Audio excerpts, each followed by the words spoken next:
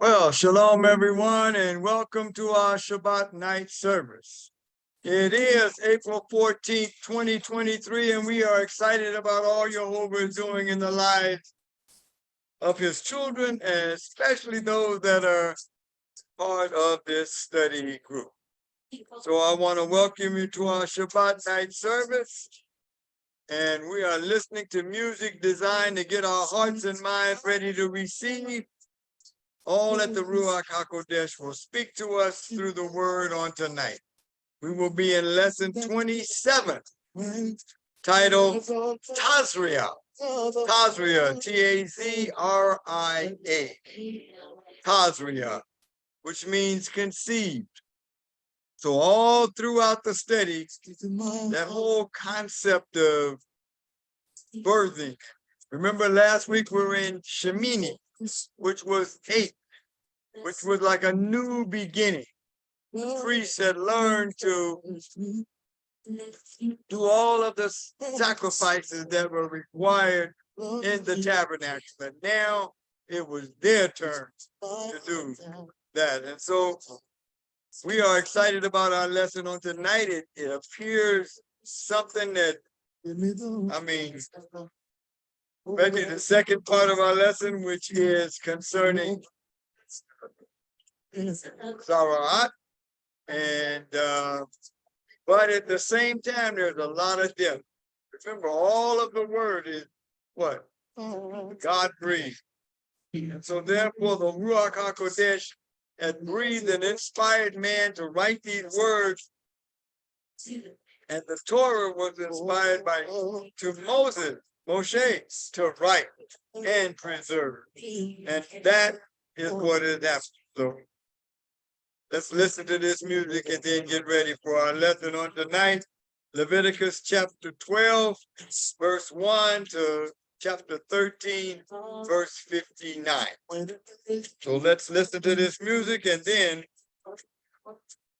you can get your communion, the Holy Eucharist ready, but we will participate in communion on this Shabbat. The menorah is lit, symbolic of the word and how it illuminates and enlightens us, and we are ready to hear from Ruach HaKodesh on tonight. Just let your spirit guide and let your word abide. My God, your whole prayer. If I can lift you, no one's through. What's up? Go. We welcome the Holy Spirit tonight to speak to our heart. Enlighten us with this word. Faith comes by hearing, and hearing the word of Elohim.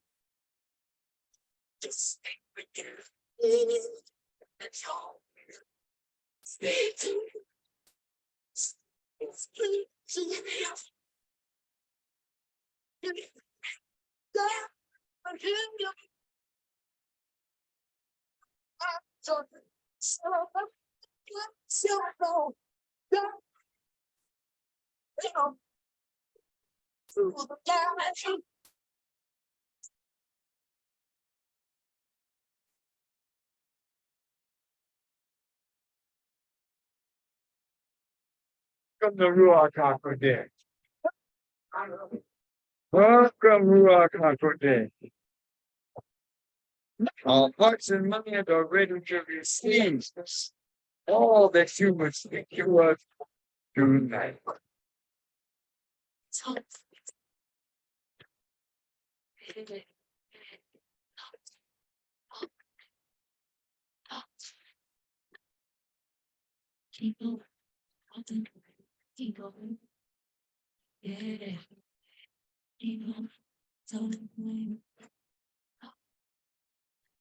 All right. Wow. Yes. So we are ready to hear. Let me shut off my device. all that the Ruach HaKodesh will speak to us on tonight. So get your communion elements ready. We're going to pray. And then I've been notified that in our prayer on tonight, we're going to mention the pastor of Go Church, Pastor JC, who is dealing with an ailment. And we're going to pray for his healing as we go forth in this service. Jehovah, our Elohim, we bless you for this day. We thank you for this opportunity to gather ourselves together and study your word. We thank you that on this Shabbat, Shabbat is the seventh day, that day that you said, that you set apart, just so that we could fellowship and speak to you. So we just bless you and praise you now for all you will do through your word on tonight as you speak to our hearts and minds, all the oracles of your word. We thank you for your healing virtue. For our Messiah Yeshua bore our sicknesses and our diseases, and by his stripes we have access to be made whole. So we ask now that Pastor JC be made whole. Lift that affliction off of his body and strengthen him that he may go forth and continue to proclaim your word in that ministry that's so wonderful and so needs his participation. Now we bless you and praise you for all that you do. In the name of Yeshua, our Messiah, we pray. Amen. All right, so with that, get your communion out, because on the night of his final meal with his disciples before his death, Yeshua instituted this particular part of our service. For at the meal, he took bread. I have an unleavened piece of bread here. And he took the bread and he passed it around to his disciples and he said, take this and eat. For this is symbolic of my body that is broken just for you. Do this and do it often in remembrance of me. And they ate.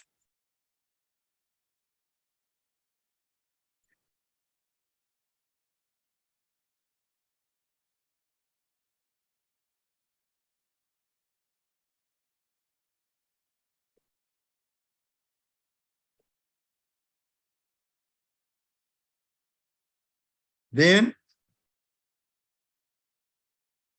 he took the cup. We say the cup of redemption.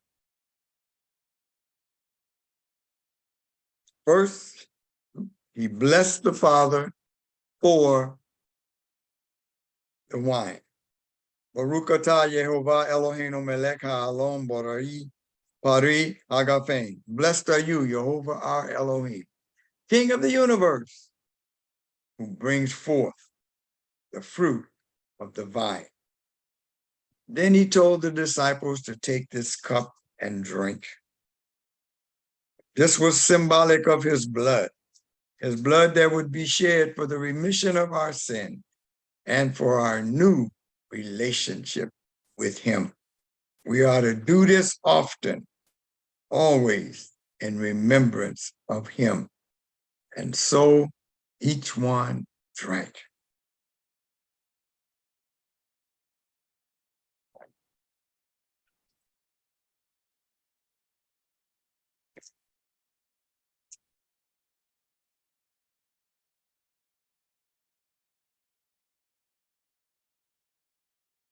All right. And we do that in remembrance of him. And Paul even said people weren't doing it enough, and that was causing illness to permeate, because why? It was a command to do it often in remembrance of him.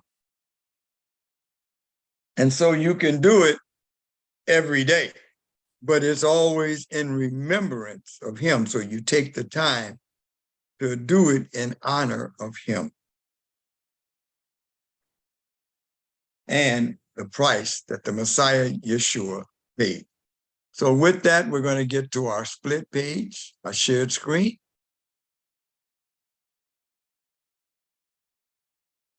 And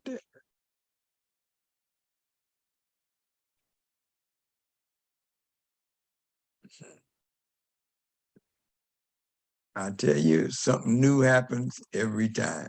I don't know what this is. All right.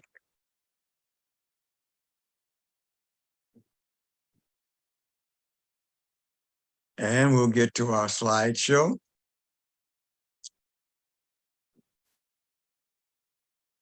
So this is our Shabbat night service. As a matter of fact, when we look it up, we'll find that sundown actually begins at 7:15 today on the East Coast.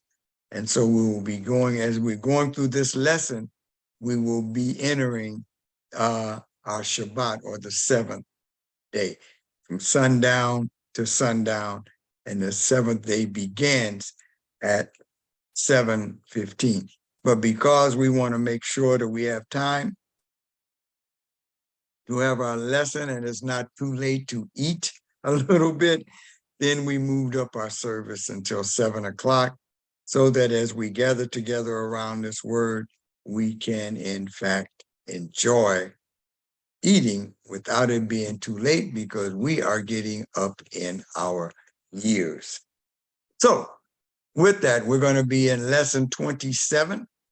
It's titled Tazria, which means conceived, and it has to do with, we'll see it in the first couple of lines of this lesson in Leviticus chapter 12, with the birth, women giving birth. And we must always remember, as we're going through the lesson, that it still applies to today, but much of it was written with this concept in mind, and we want to embrace the concept.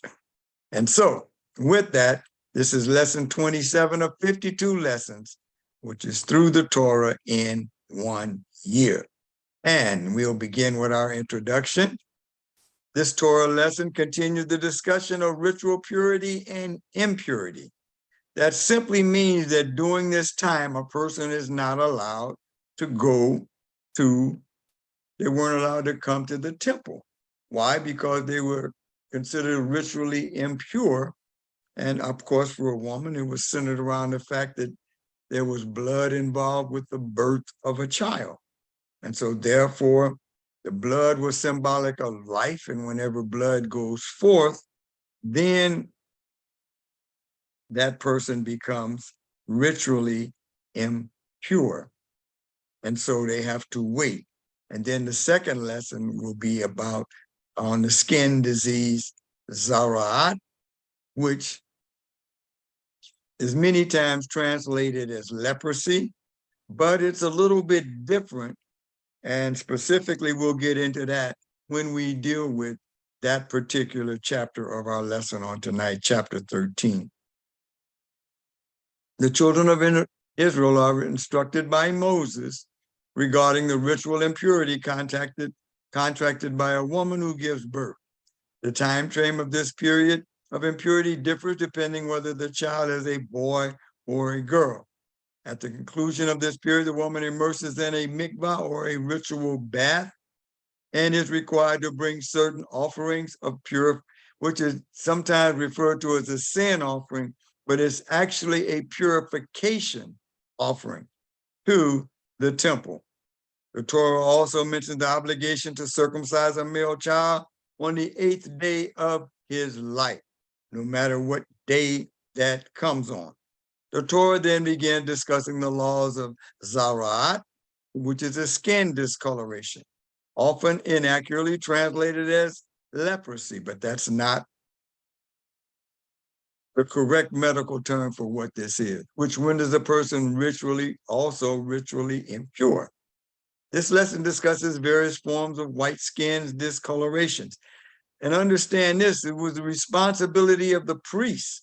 And as we get into this, we're going to see that the priest is giving out what? Medical and clinical advice. So this duty of the priest is held in high esteem, and it must take place. The lesson discusses the various forms of discoloration. Person who has the symptoms of Zara'at must be seen by a priest. Notice the fact that Zara'at is considered in the Hebrew text a spiritual disease as well as manifesting itself in a physical form. And we'll get into that. It can also be transmitted to clothing and in the home. The home infection would be similar to what we call today mold, which is also the same thing that would be happening with clothing and different things. It's like a mold or bacteria of some type that got on the clothing, and it will spread. So this clothing had to be taken to the priest as well. And the priest would have to determine, as we study on tonight, whether that was to be considered Zara'at or not. We also will find out as we go back and look at Numbers chapter 12, I believe, that there's a spiritual consequence, which is what is really understood in the whole concept of this coming about, and that is the consequence of talking evil concerning one's fellow man or woman. And so during this time, there's a 7-day period of what? Cleansing. So that person that maybe has spoken evil of a leader or someone else, family member, then has a time to repent and get that right. And so we'll see all of that as we go through this lesson tonight entitled Tazria. So let us begin Leviticus chapter 12, verse 1. Jehovah said to Moshe, tell the people of Israel, if a woman conceives and gives birth to a boy, she will be unclean for 7 days, with the same uncleanliness as in Nedah, which is basically her when she is having her menstrual period. So the same thing for Nedah is what transpires because the blood that comes from the birth of a child. Then it says in verse 3, on the 8th day, the baby's foreskin is to be circumcised, meaning it's a boy. She is to wait an additional 33 days to be purified from her blood. She is not to touch any holy thing or come into the sanctuary until the time of her purification is over. If you look in the Brit Hadash or the New Testament, you'll find out that when Joseph and Miriam, or Mary, Joseph and Mary, brought the baby, Yeshua baby Jesus, to the temple, it was after this period of purification. It was after the 40-day purification cycle was up. And they brought him and made the sacrifice that is spoken of here.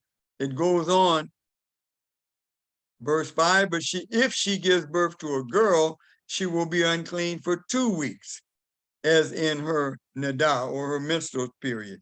And she is to wait another 66 days to be purified from her blood. Now, that's very interesting because you see, it's double the time of the birth of a boy. And most of the scholars believe that that doubling is because of the fact that when a woman births a girl, she's bringing forth one that can also bring forth life. The man will plant the seed, but it is the woman who brings forth the light.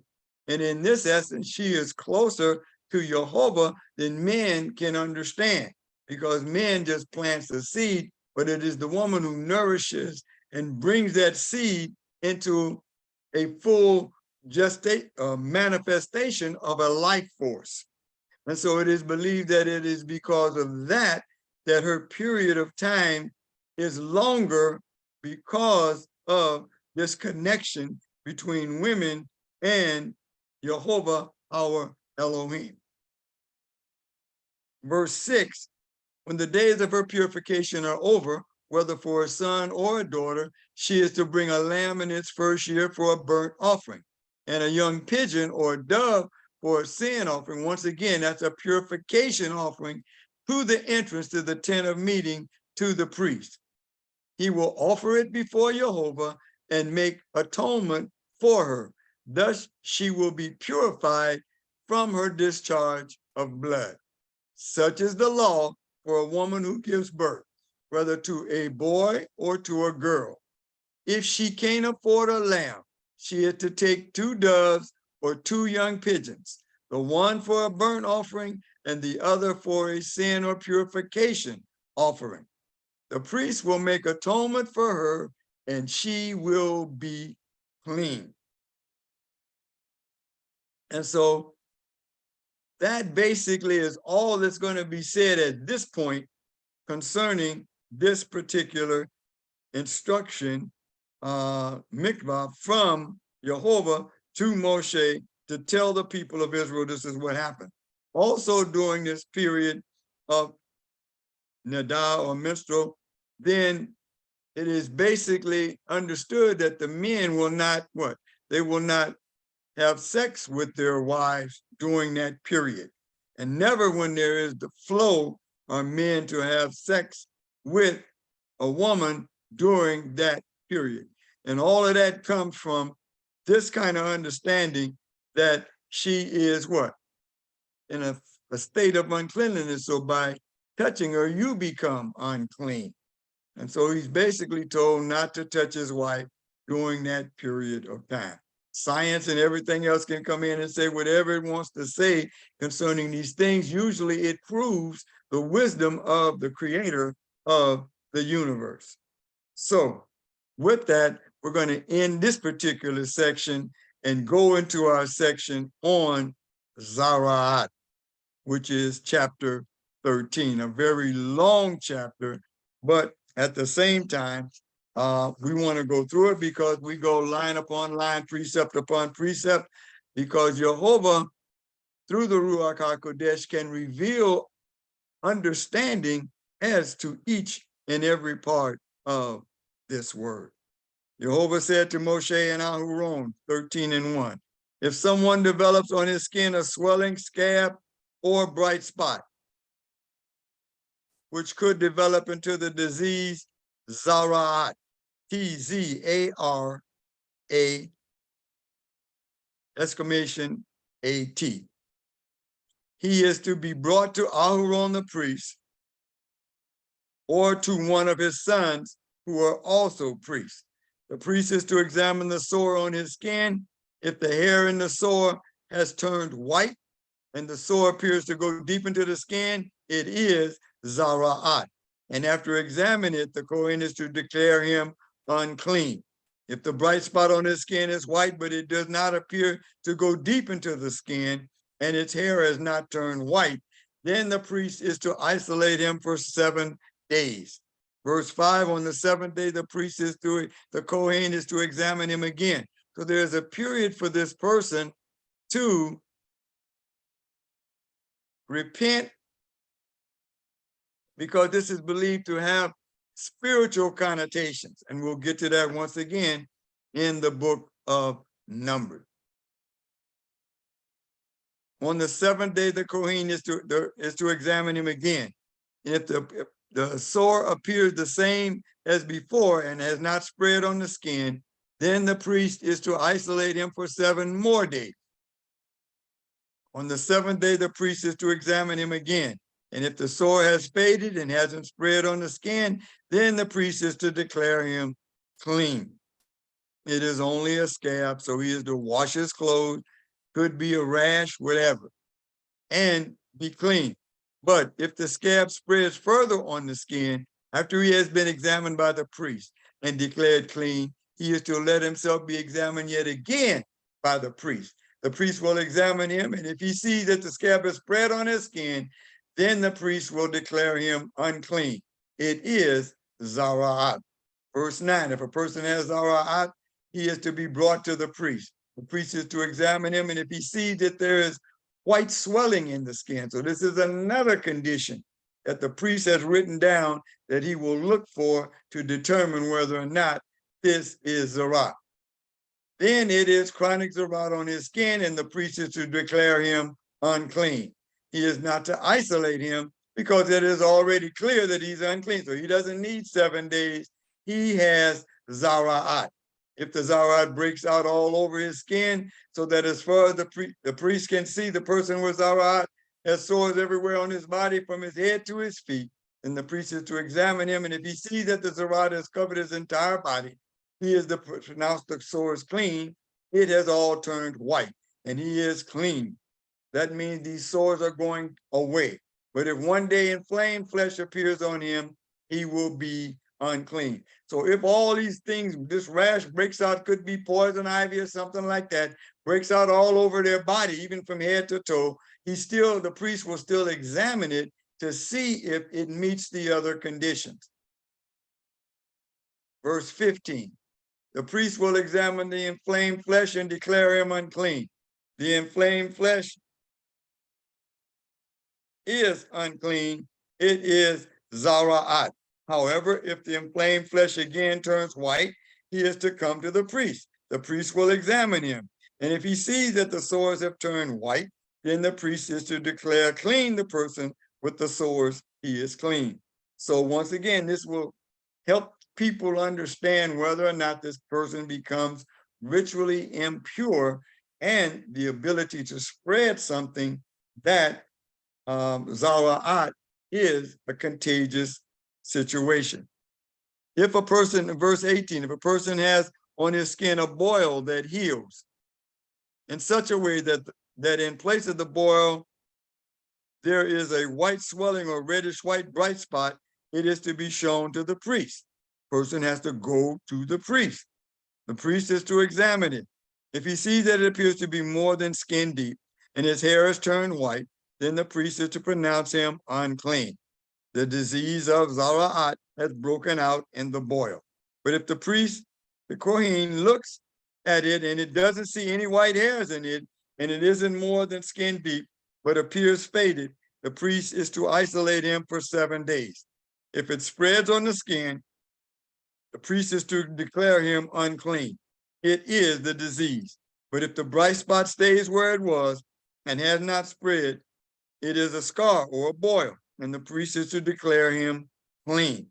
Verse 24, if someone has on his skin a burn caused by fire, and the inflamed flesh where it was burned has become a bright spot, reddish white or white, then the priest is to examine it. If he sees that the hair in the bright spot has turned white and that it appears to be deeper than the skin around it, it is zara'at. So, they were cooking on fires and doing all kind of things with lanterns and torches, so a person could burn himself very badly.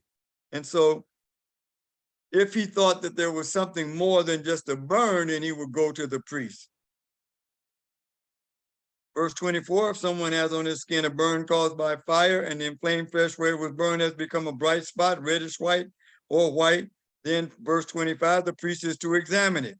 If he sees that the hair in the bright spot has turned white and that it appears to be deeper than the skin around it, it is zara'at. It has broken out in the burn, and the priest is to declare him unclean. It is a sore from zara'at. But if the priest examines it and sees no white hair in the bright spot, and it is no lower than the skin around it, but looks faded, then the priest, the Kohen, is to isolate him for 7 days. On the 7th day, the priest is to examine him. If it has spread on the skin, then the priest is to declare him unclean. It is a sore from zara'at. But if the bright spot stays where it was and has not spread on the skin, but appears faded, that means it's healing, it is a swelling due to the burn. And the priest is to declare him clean because it is only a scar from the burns. In each case, this is bringing about a lot of interaction with the priests who are to become, of course, listening to what? The voice of Jehovah regarding each and every one of these situations. Verse verse 29. I'm sorry, I should be on verse 29. If a man or woman has a sore on his head or a man in his beard, then the priest is to examine the sore. If he sees that it appears to be deeper than the skin around it, with yellow thin hair in it, then the priest is to declare him unclean. It is a crusted area, a zarat of the head or beard. If the priest examines the deceased crusted area and sees that it appears not to be deeper than the skin around it, and without any black hair in it, then the priest is to isolate for 7 days the person with the disease crusted area. Means 7 days is symbolic of what? A cycle of completion. On the 7th day, the priest is to examine the sore. And if he sees that the crusted area hasn't spread, that it has no yellow hair in it, and that the crusted area is not deeper than the skin around it, then the person is to be shaved, except for the crusted area itself, and the priest is to isolate him for 7 more days. On the 7th day, the priest is to examine the crusted area, and if he sees that the crusted area has not spread on the skin and does not appear to be deeper than the skin around it, then the priest is to declare him clean. He is to wash his clothes and be clean. But if the crusted area spreads after his purification, then the priest is to examine him, and if he sees that the crusted area has spread on the skin, the priest is not to look for yellow hair. He is unclean. This thing is spreading. But if the crusted area doesn't change and black hair grows up in it, then the crusted area is healed. He is clean. And the priest is to declare him clean. If a man or woman has bright spots on his skin, bright white spots, then the priest is to examine them. If he sees that the bright spots on the skin are dull white, it is only a rash that is broken out on the skin. The person is clean. Verse 40.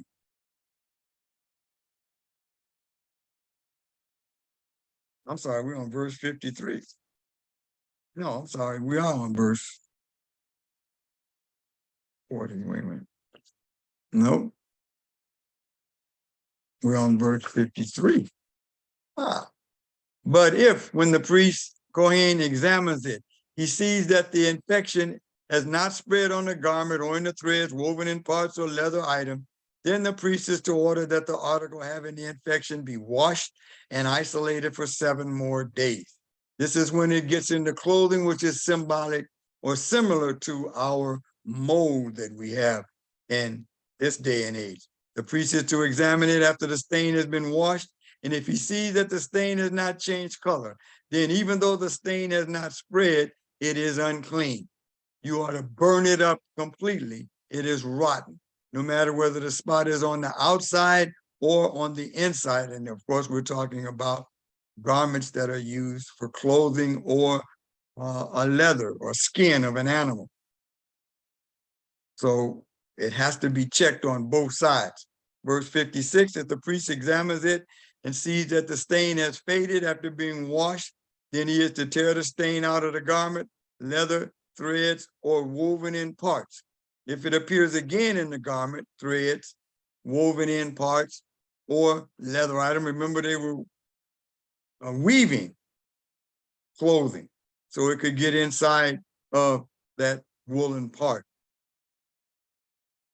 Or leather item, it is contagious, and you ought to burn up completely the article that had the stain. But if the infection is gone from the garment, threads, woven in parts, or leather item that you wash, then it is to be washed a second time, and it will be clean. They didn't have bleach.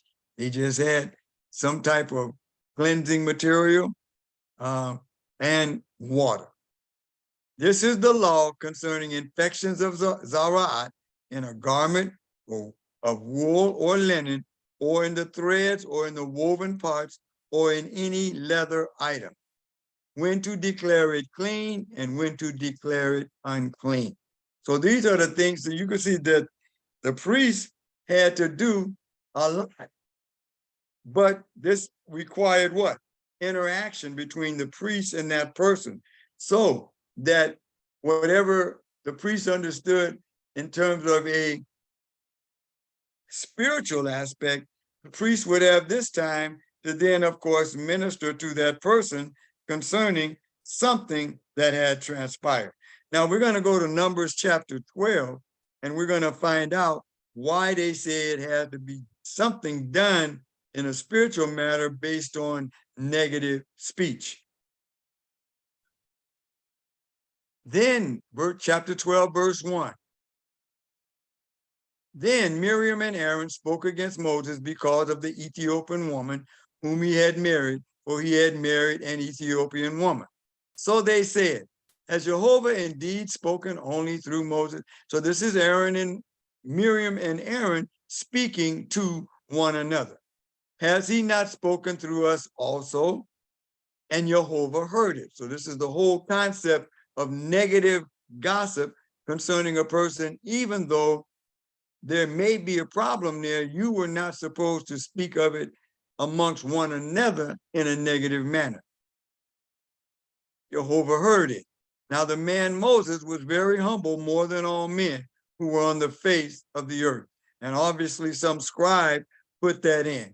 Verse 4, suddenly Jehovah said to Moses, Aaron, and Miriam, come out, you three, to the tabernacle of meeting. So the three came out. Then Jehovah came down in the pillar of cloud and stood in the door of the tabernacle, called Aaron and Miriam, and they both went forward. Then he said, hear now my words. If there is a prophet among you, I, Jehovah, make myself known to him in a vision. I speak to him in a dream. Not so with my servant Moses. He is faithful in all my house. I speak with him face to face, even plainly, and not in dark sayings. And he sees the form of Jehovah. Verse 9. So the anger of Jehovah was aroused against them, and he departed. And when the cloud departed from above the tabernacle, suddenly Miriam became, this would be Zara'at. That what they considered leprous was Zara'at, as white as snow. Then Aaron turned toward Miriam, and there she was, a person with Zara'at. So Aaron said to Moses, oh my Lord, please do not lay this sin on us, in which we have done foolishly and in which we have sinned. So they're speaking negatively about him without directing their conversation directly to him that caused this situation. Please do not let her be as one dead, whose flesh is half consumed when he comes out of his mother's womb. So Aaron and Miriam, having had this discussion, Jehovah comes to them as leaders and speaks to them concerning what they had done. And from that is where we get the whole concept that there was something spiritually wrong, because negative speech is a sin in a spiritual aspect. Even though it could have been something that was legitimate, the way it was handled was wrong and becomes gossip. And gossip is the worst thing that you can do with someone else against another person. If you think that there's something about that person, then you should take it directly to them, especially if that person is in a position of leadership. Now, in the Brit Hadasha, or the New Testament, in Matthew chapter 15, verses 10 and 11, Yeshua speaks and he says, when he had called a multitude to himself, he said to them, hear and understand. Not what goes into the mouth defiles a man, but what comes out of the mouth, this defiles a man. So Yeshua is also talking about the negative speech that was going on between different scribes, Pharisees, and Sadducees concerning him. Then in the book of James, chapter 3, verses 1 through 7, he says, my brethren, let not many of you become teachers, knowing that you will receive a stricter judgment. But this is talking to what? Teachers, pastors, people that are speaking the word.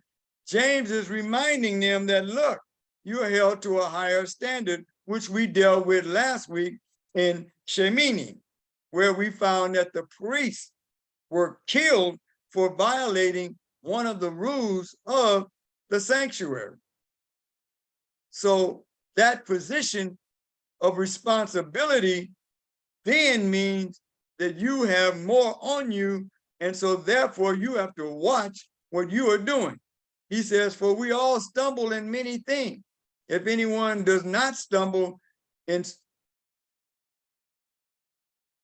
we shall receive a word, he is a perfect man or a mature man, able also to bridle the whole body. In other words, has discipline. Verse 3, indeed, we put bits in horses' mouths, that they may obey us, and we turn their whole body. Look also at ships, though they are so large and are driven by fierce winds, they are turned by a small, very small rudder, wherever the pilot desires. Even so, verse 5, so the tongue is a little member, but boasts great things. So this is the same concept that James is bringing up of negative speech and gossip.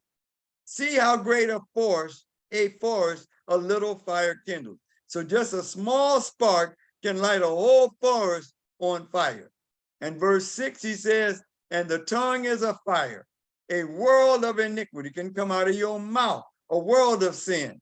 The tongue is so set among our members that it defiles the whole body and make, no matter what you look like on the outside, your words have defiled and made you what? Look negative in the eyes of not only your fellow man, but certainly in the eyes of Jehovah, our Elohim, and sets on fire the course of nature, and it is set on fire by hell. So in other words, these negative things are usually prompted by Satan to bring discourse between various people. So we have to be very careful when we are dealing with something as specific as what we are speaking about here, which is the spiritual connotation of zawa'at. So that basically concludes our lesson for today. And it was a very good lesson. We will glean this out of it. And as we go back and look at it and go over it again, we will glean even more. So I thank you all so much for joining me on tonight. And we will post this on tomorrow. So for those that are here, we'll have a period for questions. And other than that, we're going to pray, go back to away from our shared screen, and let us pray. Jehovah our Elohim, we bless you for this day. We thank you for the Ruach HaKodesh that comes to guide us into all truth. Thank you for opening our hearts and minds to receive your word. And may we forever be doers and not hearers only. In the name of Yeshua, our Messiah, we pray. Amen. All right, everyone. Shalom. And I will see you on Wednesday night for our Wednesday night Bible study. Shalom.